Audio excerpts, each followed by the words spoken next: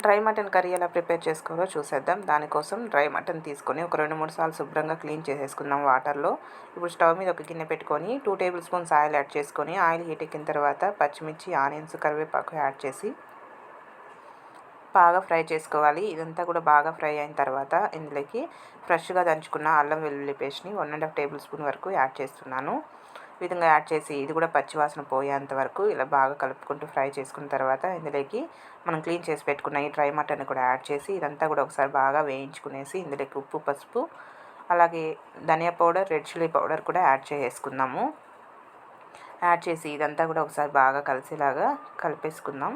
ఇలా కలిపేసుకుని ఇందులోకి వాటర్ని యాడ్ చేసేసుకోండి. కుక్కర్లో అయితే నేను కనుక 10-13 విజిల్స్ పెట్టుకోండి. నార్మల్గా అయితే కనుక మెత్తగా అయ్యేటట్టు చూసుకుని ఉడికించుకోండి. మూత పెట్టి మధ్య మధ్యలో ఇలా తిప్పుకుంటూ ఒక 45 మినిట్స్ ఉడికించుకుంటే ఎంతో tasty dry mutton curry ready.